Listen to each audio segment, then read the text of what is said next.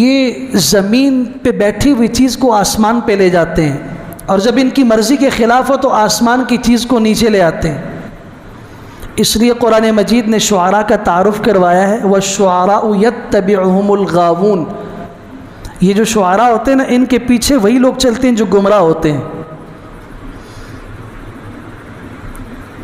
أَلَمْ تَرَ أَنَّهُمْ فِي كُلِّ وَادٍ يَهِيمُونَ، پھر اللہ خود فرما رہے ہیں وجہ کیا ہے کہ آپ دیکھتے نہیں ہیں، آپ جانتے نہیں کہ شاعر جو ہیں یہ ہر وادی میں گھومتے ہیں، کبھی ستارے توڑ کے لا رہے ہیں، کبھی سورج توڑ کے نیچے لا رہے ہیں، کبھی زمین کو عرش پہ لے جا رہے ہیں، ہوائی فائرنگ۔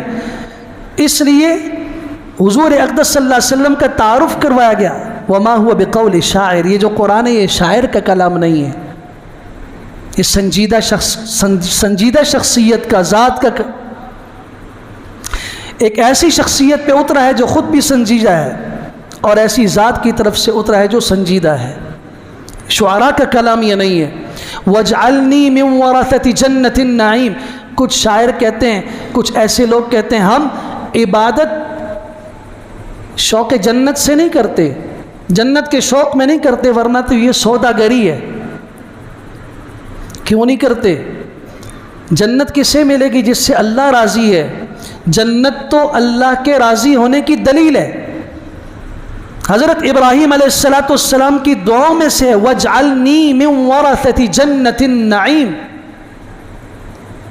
اور تو اور امام الانبیاء صلی اللہ علیہ وسلم کا جو آخری جملہ زبان مبارک سے سنا گیا ہے، سیدہ عائشہ صدیقہ رضی اللہ تعالیٰ عنہ کی مبارک گود میں حضور صلی اللہ علیہ وسلم کا سر مبارک ہے، اور آپ آخری مرتبہ جو آپ کی زبان مبارک نے حرکت کی ہے، لب ہلے ہیں، جو ہم تک الفاظ پہنچے ہیں، وہ کیا ہے؟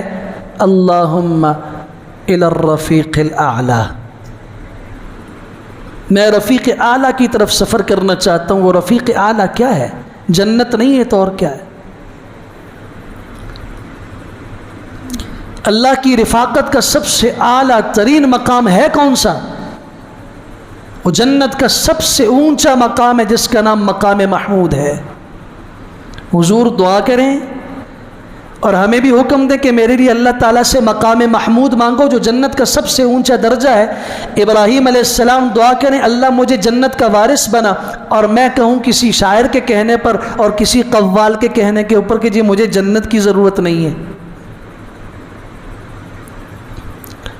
یہ دین کوئی اور ہو سکتا ہے، یہ دین ابراہیمی نہیں ہو سکتا، دین محمدی نہیں ہو سکتا۔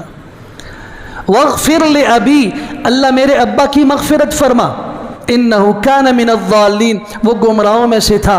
ولا تخزنی یوم یبعثون، اللہ قیامت جب قائم ہو، ساری انسانیت کھڑی ہو آپ کے دربار میں، اللہ اس دن کی رسوائی سے، بے عزتی سے ہماری حفاظت فرما۔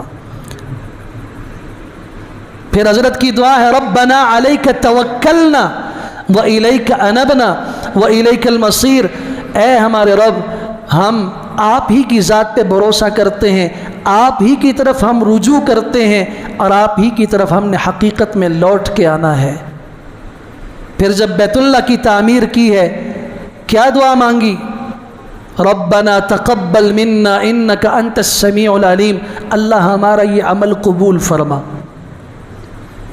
نماز پڑھیں، کوئی خیر کا کام کریں، اس کے بعد اپنے اللہ سے یہ دعا مانگے ربنا تقبل منا، اس لیے کہ بہت سارے عمل کرنے والے ایسے ہوتے ہیں، قرآن کہتا ہے عاملۃ ناصبہ، وہ عمل کر کے تھک رہے ہوتے ہیں، الذین ضل سعیہم فی الحیاۃ الدنیا وہم یحسبون انہم یحسنون صنعا، ان کی کوششیں، ان کے عمل دنیا ہی میں ضائع ہو جاتے ہیں، وہ سمجھتے ہیں کہ ہم اچھے کام کر رہے ہیں۔ اللہ تعالیٰ ایسا نہ کرے ہمارے ساتھ، ربنا تقبل منا، اللہ قبولیت کا معاملہ فرما، آپ سننے والے ہیں اور آپ جاننے والے ہیں۔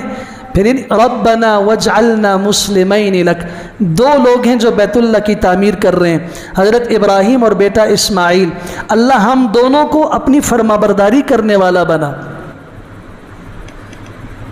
مجھے بھی اور میرے ساتھ اسماعیل کو بھی، وَمِن ذُرِّيَّتِنَا أُمَّةً مُسْلِمَةً لَكَ، ہماری جو اولاد آئے اللہ اسے بھی اپنا فرما بردار بنا، وَأَرِنَا مَنَاسِكَنَا، اللہ ہمیں حج کا طریقہ سکھا، ہمیں عبادت کرنے کا طریقہ سکھا۔ مناسک، منسک کو کہتے ہیں عبادت کو۔ قل ان صلاتی و نسکی و محیای و مماتی للہ رب العالمین، اللہ عبادت کا طریقہ بھی سکھا۔ یہ دعا کون کر رہا ہے؟ حضرت ابراہیم علیہ السلام۔ کیا ہمیں ضرورت نہیں ہے کہ ہم عبادت سیکھیں؟ اس جملے میں ہے کیا؟ پیغمبر کہہ رہے اللہ ہمیں عبادت کا طریقہ سکھا، اور حضور اقدس صلی اللہ علیہ وسلم دعا فرما رہے ما عرفناک حق معرفتک وما عبدناک حق عبادتک، اللہ جیسے آپ کی پہچان کا حق تھا ہم آپ کو نہیں پہچان سکے، جیسے آپ کی عبادت کا حق تھا وہ بندگی کا حق ہم سے ادا نہ ہو سکا۔ یہ انتہائی عاجزی ہے، سب سے افضل ترین بندہ اپنے رب سے دعا کر رہا ہے۔ یہ ہمیں تعلیم اور تربیت دی جا رہی ہے کہ تم کبھی بھی اپنی عبادت پر یہ نظر نہ رکھو جب تک اسے سیکھا نہ جائے، اسے صحیح طریقے سے معلوم نہ کیا جائے۔ اپنے اللہ سے بھی مانگو، اللہ قبولیت کا معاملہ بھی فرما، اور کسی صاحب علم کے پاس بیٹھ کے اپنی عبادت کو صحیح بھی کرو۔ ہم نے کتنے عمرہ کرنے والے دیکھے، دنیاوی اعتبار سے بہت تعلیم یافتہ لوگ عمرے پہ جا رہے ہیں اور 7-10 لوگ ہیں ان کے قیم اور ذمہ دار ہیں، اور غلطیاں اتنی بڑی کر رہے ہیں جن سے عمرہ فاسد ہو جاتا ہے۔ میں کسی اور کی نہیں بات کر رہا، خود اپنے ساتھ دیکھا۔ کیوں؟ پیسے دیے، پاسپورٹ بنایا، اور بار بار چکر لگا رہے ہیں ٹریول ایجنسی کے کب ہمارا ٹکٹ آئے گا، کیا ہوگا، کتنے، یہ سب کچھ تو کر رہے ہیں، لیکن اتنا نہیں کر رہے کہ جس کام کے لیے جا رہے ہیں کسی صاحب علم کے پاس بیٹھ کے عملی طور پر۔ اور تو اللہ کی قسم بعض لوگوں کو تو احرام باندھنے کا طریقہ بھی نہیں معلوم ہوتا، احرام کھل جاتا ہے ان کا۔ اب اسی سے آپ اندازہ لگا لیجئے کہ جو پہلا کام ہے احرام باندھنا، وہی نہیں سیکھا تو آگے کے اعمال کیا ہوں گے؟ تو پھر اللہ تعالیٰ معاف فرمائے، وہ اماں جی جسے بیٹا حج پہ لے گیا اور وہ خود خوشی سے نہیں جا رہی تھیں، زبردستی نے کہا کہ اللہ کا گھر ہے دیکھ لو گی، وہ گئیں، واپس آئیں، ان سے احوال پوچھے گئے تو انہوں نے سادی تھی پشتو میں ایک جملہ کہا، تو انہوں نے کہا کہ بس نور خوتے نیم خبر خویو زیو التدغوانو پشانت غوبل شورو خلق پکے گرجے دا۔ اللہ تعالیٰ معاف فرمائے۔ اور تو مجھے نہیں معلوم کہ میں نے کیا کیا، بس ایک تھا کہ ایک جگہ تھی اس کے کنارے پر لوگ بیلوں کی طرح گھوم رہے تھے، ایسے بیل ہوتے ہیں، بس اس طریقے سے گھمایا مجھے اور کچھ دوڑایا بڑا، بس واپس لے کر آ گئے، اور مجھے نہیں پتہ کہ کیا کیا۔ تو حقیقت یہ ہے، اس نے تو سادی سی زبان سے حقیقت بتا دی۔ ہم میں سے اکثر کا حال یہی ہے، اور کوشش ہوتی ہے کہ زیارات پر کوئی زیارت نہ چھوٹے، لیکن جو سب سے بڑی زیارت ہے زیارت بیت اللہ الحرام، اس کا ادب ہی نہیں معلوم، اس کے اندر طریقہ ہی نہیں معلوم۔ ارینا مناسکنا، اللہ یہ گھر تو تعمیر کر دیا، اب اس گھر کو جس عبادت سے آباد کرنا ہے اس عبادت کا طریقہ بھی ہمیں سکھا۔ وَتُبْ عَلَيْنَا، اللہ ہماری توبہ قبول فرما۔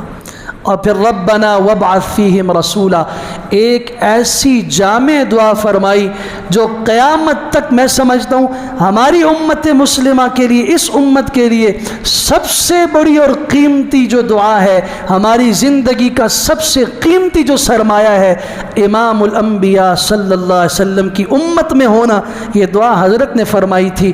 اللہ گھر بنا دیا، اس گھر کو آباد کرنے والا بندہ بھی بھیج دے۔ ربنا وابعث فیہم رسولا منہم یتلو علیہم آیاتک ویعلمہم الکتاب والحکمہ ویزکیہم، اللہ انہی میں سے ایسا پیغمبر بھیج دے جو انہیں کتاب بھی سکھائے، انہیں حکمت بھی سکھائے، انہیں پاک اور صاف بھی کرے۔ اور تعلیم کتاب کیا ہے؟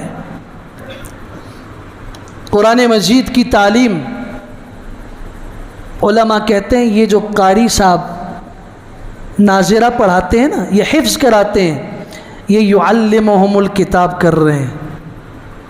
یتلو علیہم آیاتہ، اللہ کی آیتیں پڑھ پڑھ کے سنا رہے ہیں، اور بچہ انہیں پڑھ پڑھ کے سنا رہا ہے. یہ یتلو علیہم آیاتی کا مراکز ہیں یہ. وَيُعَلِّمُهُمُ الْكِتَابِ جو قرآن مجید کی تفسیر اور احکامات سکھا رہے ہیں. والحکمہ جو احادیث کے مسند پہ بیٹھ کے رسول اکرم صلی اللہ علیہ وسلم کی زندگی، آپ کے افعال و اقوال امت کو بتا رہے ہیں. وَيُزَكِّيهِمْ جو تزکیہ نفس کر رہے ہیں قرآن و سنت کے ذریعے، اعمال کے ذریعے باطن کو صاف کر رہے ہیں. الہ العالمین ہمیں خیر کے ان سارے مراکز کے ساتھ تعلق اور مضبوط تعلق نصیب فرما. ابراہیم علیہ السلام کی یہ 26 دعائیں اللہ تعالیٰ ان دعاؤں کو ہمارے حق میں قبول فرمائے. اللہ ہماری زندگی کا ہمیں حصہ بنانے کی توفیق عطا فرمائے. وآخر دعوانا الحمد للہ رب العالمین.